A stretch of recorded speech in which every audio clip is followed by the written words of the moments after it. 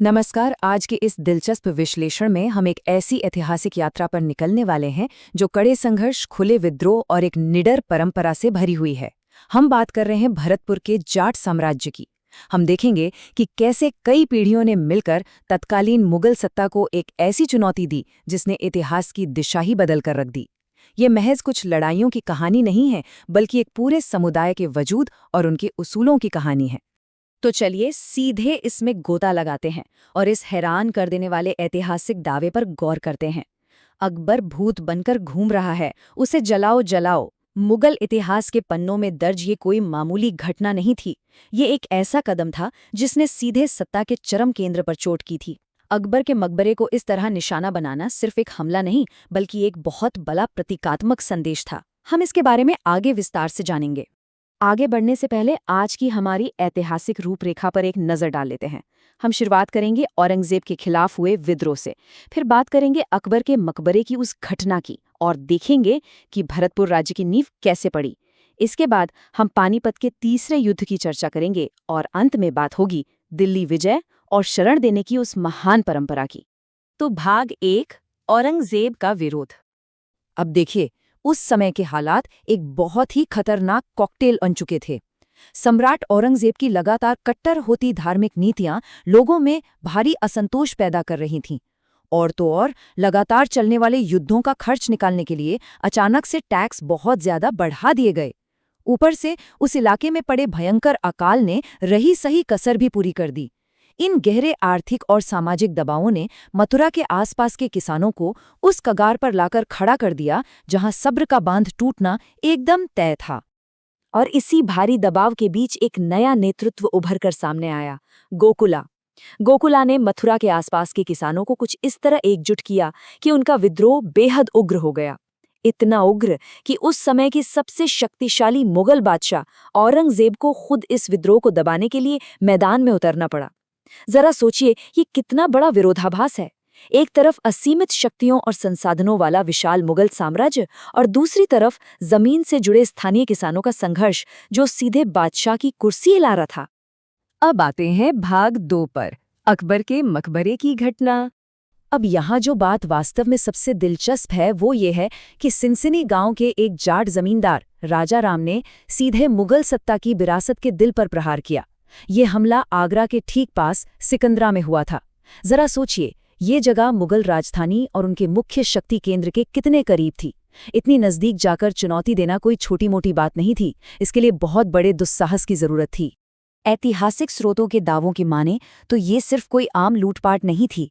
ये तो मुगल साम्राज्य की प्रतीकात्मक कब्र खोदने जैसा कदम था। स्रोतों में ऐसा बताया जाता है कि विद्रोहियों ने अकबर के मकबरे से हड्डियां निकालकर उन्हें सचमुच जला दिया था।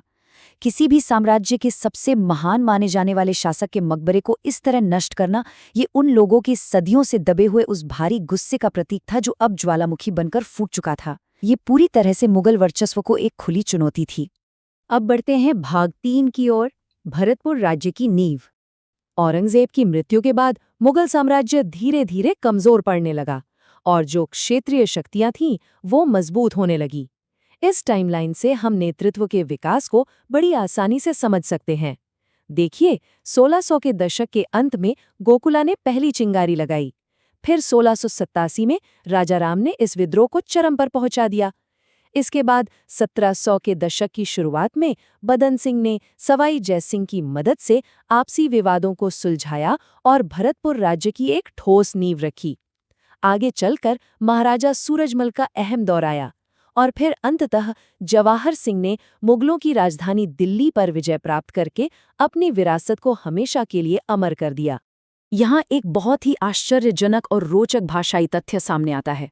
बदन सिंह इतने असाधारण रूप से बुद्धिमान और शानदार रणनीतिकार थे कि उनकी तुलना सीधे महान यूनानी दार्शनिक प्लेटो से की गई। और मजेदार बात यह है कि इसी प्लेटो शब्द का जो क्षेत्रीय हिंदी रूपांतरण बना वो था अफलातून। उन्हें जाटों का अफलातून कहा जाने लगा। सच में ये उपाधि उनकी कुशाग्र बुद्धि का एक बहुत ही शानदार ऐतिहासिक प्रमाण है। और ये शानदार ढंग से स्पष्ट करता है कि मुगल खुद अपनी निरंकुश सत्ता को किस नजरिए से देखते थे। देखिए, इस्लाम में खलीफा को धार्मिक और राजनीतिक रूप से सर्वोच्च माना जाता था। जो शासक इस सत्ता को मानते थे वे सुल्तान कहलाते थे। लेकिन बाबर जैसे शासकों ने खुद को पूरी तरह स्वतंत्र घोषित किया और बादशाह की उपाधि ली, जिसका सीधा मतलब था असीमित और पूर्ण शक्ति। तो भरतपुर के शासक जिस सत्ता से लड़ रहे थे वो कोई आम सत्ता नहीं थी, बल्कि खुद को सर्वशक्तिमान मानने वाली एक पूरी तरह से स्वतंत्र व्यवस्था थी। भाग 4, पानीपत का तीसरा युद्ध। अक्सर हम इतिहास को आधुनिक फिल्मों के चश्मे से देखने लगते हैं, लेकिन वास्तविकता कुछ और ही होती है। इस तुलना को ही देख लीजिए। एक तरफ बॉलीवुड की फिल्म पानीपत है, जो महाराजा सूरजमल को एक ऐसे विलेन के रूप में दिखाती है जिसने अपने सहयोगियों का साथ बीच मझधार में छोड़ दिया। लेकिन दूसरी तरफ जो ऐतिहासिक वास्तविकता हमारे स्रोतों में दर्ज है वो बिल्कुल अलग है। सच्चाई ये है कि महाराजा सूरजमल ने ही पराजित, बेघर और अपनी जान बचाकर भागते हुए मराठा परिवारों को एक बहुत ही महत्वपूर्ण आश्रय दिया था। दरअसल इस युद्ध से ठीक पहले मराठों की तरफ से कुछ बहुत भारी रणनीतिक गलतियां हुई थीं। पहली गलती, उन्होंने महाराजा सूरजमल के एक संयुक्त गठबंधन के कूटनीतिक प्रस्ताव को पूरी तरह ठुकरा दिया। वे अत्यधिक आत्मविश्वास से भरे हुए थे और इसी ओवर कॉन्फिडेंस में वे अहमद शाह अब्दाली के खिलाफ निकल पड़े। और सबसे बड़ी भूल तो ये थी कि वे अपने साथ कमजोर महिलाओं और बच्चों को भी युद्ध के मोर्चे पर ले गए। उन्हें शायद ऐसा लगा था कि उन्हें हराने वाला दुनिया में पैदा ही नहीं हुआ है। तो यहाँ सबसे महत्वपूर्ण बात यह है कि जब युद्ध में हारने के बाद मराठा सेना और उनके परिवार पीछे भाग रहे थे, तब पुरानी तनातनी और आपसी मतभेदों को किनारे रखकर महाराजा सूरजमल और महारानी किशोरी देवी ने उन परिवारों को भरतपुर में व्यापक संरक्षण और शरण दी। ये घटना इस पूरी ऐतिहासिक कहानी में एक बहुत बड़ा मोड़ है, जो खुले विद्रोह से मानवीय करुणा की ओर हुए एक विशाल बदलाव को दर्शाती है। और अब हम आते हैं अपने आखिरी हिस्से भाग 5 पर, दिल्ली विजय और शरण। ये घटनाक्रम अपने आप में अकल्पनीय और कुछ हद तक बेहद मनोरंजक भी है। जरा सोचकर देखिए, भरतपुर की सेनाओं ने सीधे मुगल राजधानी दिल्ली पर एक सफल आक्रमण किया और वहां से विजय के प्रतीक के रूप में वे क्या लाए? उन्होंने नूरजहां का शाही झूला उतारा और उसे अपने डीक के जल महल में लगा दिया।